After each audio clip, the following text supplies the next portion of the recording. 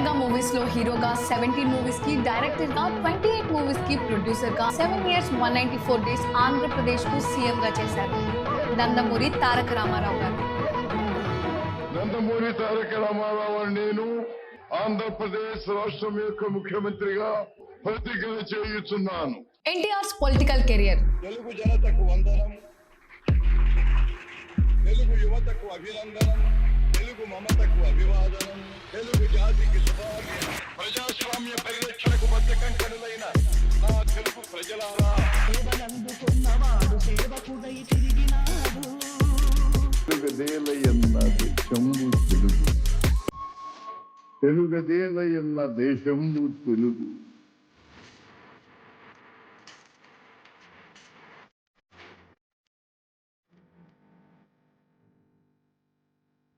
అప్పటి వరకు ఏ ఎలక్షన్ వచ్చినా కాంగ్రెసే గెలిచేది. ఏ సీఎం వచ్చినా 5 సంవత్సరాలు కూడా ఉండేవారు కాదు. సెంట్రల్ లో ఎవరు చెబితే వాళ్ళే సీఎం. ఏపీకి సెంట్రల్ నుండి ఎలాంటి హెల్ప్ కూడా ఉండేది కాదు. 1981 లో ఊటీలో సర్దార్ పాపారాయుడు మూవీ షూటింగ్ లో ఒక రిపోర్టర్ అడుగుతాడు, 6 months లో మీకు 60 years వస్తాయి కదా, మీ లైఫ్ లో నెక్స్ట్ ప్లాన్ ఏంటి అని. అప్పుడు రామారావు గారు అంటారు, నాకు జీవితం ఇచ్చిందే తెలుగు ప్రజలు, నా జీవితంలో మిగతా సగం రోజులు వాళ్ళందరికీ సేవ చేస్తాను అని అంటారు. రామారావు గారు తను ఫినిష్ చేయాలనుకున్న ప్రాజెక్ట్స్ అన్ని త్వరగా ఫినిష్ చేసి హైదరాబాద్ కు వచ్చారు. 1982 మార్చ్ 29 మధ్యాహ్నం 2:30కు తెలుగుదేశం అనే ఒక పార్టీని పెడుతున్నట్లు ఆయన అనౌన్స్ చేశారు. అక్కడి నుండి మొదలైంది ఆయన రాజకీయ జీవితం.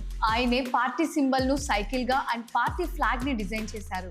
ప్రచారానికి తన పాత చెవ్రలెట్ వ్యాన్ ని రెడీ చేశారు. దాని పేరు చైతన్య రథం అని పెట్టారు. ఆ రథం మీద తెలుగుదేశం పిలుస్తోంది రా కదలిరా అని ఒక నినాదాన్ని రాశారు. కాకి డ్రెస్ వేసుకొని ఆ డ్రెస్ నేను మీ కార్మికుడిని శ్రామికుడిని అన్న గుర్తుతో ఆంధ్రప్రదేశ్ మొత్తం అదే వ్యాన్ వేసుకొని అందులోనే తినడం పడుకోవడం తిరగడం చేశారు. ఇప్పుడైతే క్యారవాన్స్ విత్ ఆల్ ఎక్విప్మెంట్ ఉంది, కానీ ఆ రోజుల్లో ఏమీ ఉండేది కాదు. ఒక దిండు దుప్పటి వేసుకొని ఎలక్షన్స్ అయ్యే వరకు తన జీవితాన్ని మొత్తం అదే వ్యాన్ లో గడిపారు. ప్రజల్లో ఆయనకు వస్తున్న ప్రేమను చూసి కాంగ్రెస్ పార్టీ 6 నెలలకు ముందుగానే ఎలక్షన్స్ కండక్ట్ చేసింది. ఆయన పార్టీ పెట్టిన 9 నెలల్లోనే ఎలక్షన్స్ వచ్చాయి. అప్పటి వరకు ఉన్న కాంగ్రెస్ గద్దెను దింపి తెలుగుదేశం జెండాను అసెంబ్లీలో ఎగురవేశారు. మొత్తం 294 సీట్స్ లో 205 సీట్స్ ఆయనే గెలిచారు. అందులో ఆయన నిలబడిన తిరుపతి మరియు గుడివాడలో ఆయన ఘన విజయం సాధించారు.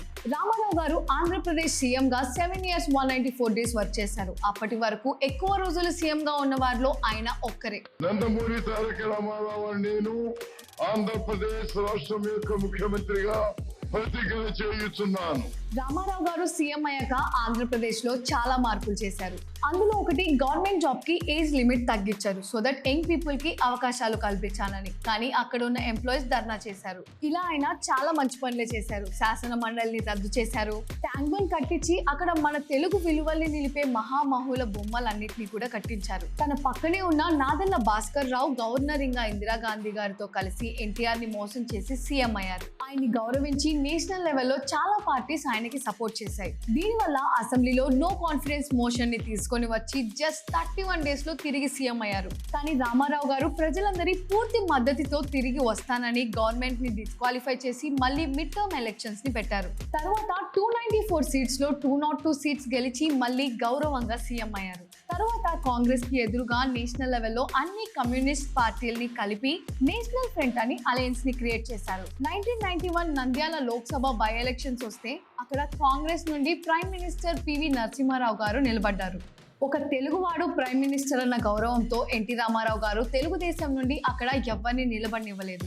దీన్ని చూస్తే తెలుస్తుంది ఆయన రాజకీయాల్లోకి వచ్చింది మోజుతో కాదు, తెలుగు జాతి గొప్పతనాన్ని తెలుగు వారి ఆత్మగౌరవాన్ని కాపాడడం కోసమని. 1994లో కిలో బియ్యం కేవలం 2 రూపాయలకే ఇచ్చి ఎంతో మంది పేదవాళ్ళ ఆకలి తీర్చారు. ఆల్కహాల్ ఫ్రీ స్టేట్ గా ఆంధ్రప్రదేశ్ ను మార్చారు. తెలంగాణలో పటేల్ పట్వారీ వ్యవస్థను రద్దు చేసి అక్కడ ప్రజలకు ఊపిరి పోశారు. స్త్రీలకు నాన్న ఆస్తిలో భాగం ఉండాలి అన్న చట్టాన్ని తీసుకుని వచ్చారు. ఆయనకున్న ఆస్తిలో తన కొడుకులతో పాటుగా కూతుర్లకి కూడా సమానంగా ఆస్తిని పంచి ఆడవారికి గౌరవాన్ని తీసుకొచ్చారు. ఎడారిలో ఉన్న రాయలసీమకు గోదావరి నుండి నీళ్లు తీసుకొని వచ్చి తెలుగు గంగ అని పేరు పెట్టి రాయలసీమ ప్రజల దాహాన్ని తీర్చారు. తరువాత ఆయన భార్య బసవతారకం క్యాన్సర్ తో చనిపోవడంతో ఆయన ఎంతో ఒంటరివాడైపోయారు. మానసికంగా చాలా దెబ్బతిని క్షోభ అనుభవించారు. అప్పుడు వచ్చారు లక్ష్మీ పార్వతి, మీ జీవిత చరిత్ర రాస్తాను అని. ఆమెకు పెళ్ళైనా సరే మానసికంగా దెబ్బతిన్న ఎన్టీఆర్ గారిని లోబించుకొని అటు పార్టీ నుండి ఇటు ఫ్యామిలీకి దూరం చేసింది.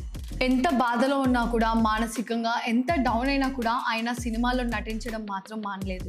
1992లో మోహన్ బాబు గారు కె రాఘవేంద్రరావు గారిని తీసుకుని వెళ్ళి తనకు తండ్రి క్యారెక్టర్ చేయమని అడుగుతారు. వెంటనే ఒప్పుకొని మేజర్ చంద్రకాంత్ సినిమా తీశారు. అది మోహన్ బాబు గారి కెరియర్ లోనే మర్చిపోలేని సినిమా. అందులో పాట పుణ్యభూమి నా దేశం నమో నమామి,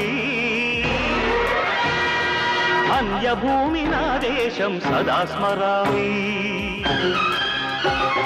ఈ సాంగ్ సెన్సేషనల్ హిట్ గా నిలిచింది. 1996 జనవరి 18న నందమూరి తారక రామారావు గారు తన ఇంట్లో హార్ట్ అటాక్ తో చనిపోయారు. మొత్తం 55 years cinema career, 14 years political career. Telugu అన్న పేరుని దేశంలోనే కాదు ప్రపంచ దేశాలకు వినిపించేలా, తెలుగువాడు ఎక్కడున్నా తలెత్తుకుని బ్రతికేలా తెలుగు జాతికి భవిష్యత్తును చూపించి ఆయన స్వర్గానికి పయనించారు. ఇప్పుడు ఆయన లేరు, కానీ ఆయన చూపిన మార్గం ఉంది. తెలుగువాడు దేశంలోనే కాదు ప్రపంచం మొత్తానికి తెలుసు. ఇదే ఎన్టీ రామారావు గారి కథ. మరొక ఇంట్రెస్టింగ్ స్టోరీతో నెక్స్ట్ వీడియోలో కలుద్దాం. ఇదే ఎన్టీ రామారావు గారి కథ. మరొక ఇంట్రెస్టింగ్ స్టోరీతో నెక్స్ట్ వీడియోలో కలుద్దాం.